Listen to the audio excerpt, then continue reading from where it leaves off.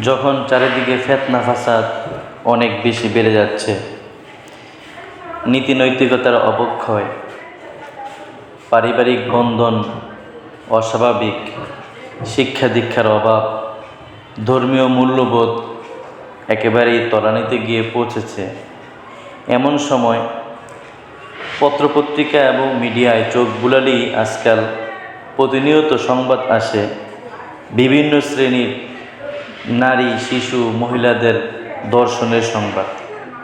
জোর জবরদস্তি করে শিশু মেয়েদেরকেও ধর্ষণের শিকার হতে হয়, এ থেকে বাঁচা যায় না।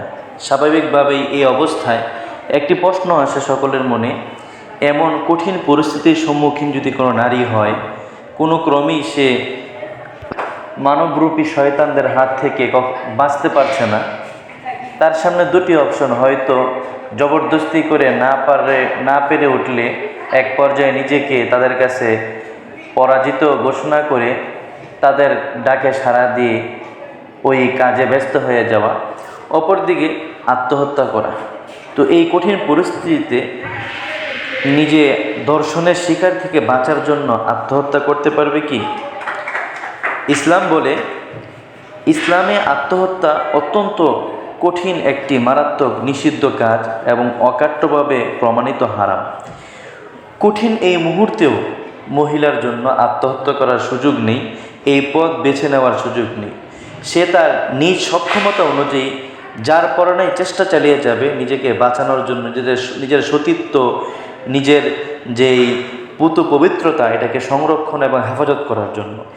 এরপরেও যদি সে বাধ্য হয়ে করতে হয়, তাকে এই কাজে সায় দিতে হয়, তাহলে এই ক্ষেত্রে ইনশাআল্লাহ সে গুনাহগার হবে না, যারা করবে তারা গুনাহগার হবে।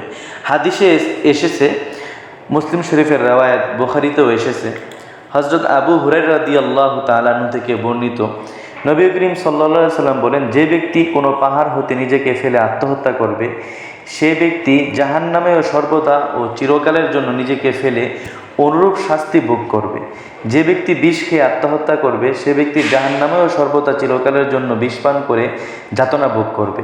আর যে ব্যক্তি কোনো লৌহখণ্ড, ছুরি ইত্যাদি দ্বারা আত্মহত্যা করবে, সেই ব্যক্তি জাহান্নামে ও লৌহখণ্ড দ্বারা সর্বদা চিরকালের জন্য নিজেকে আঘাত করে যাতনা ভোগ করে থাকবে।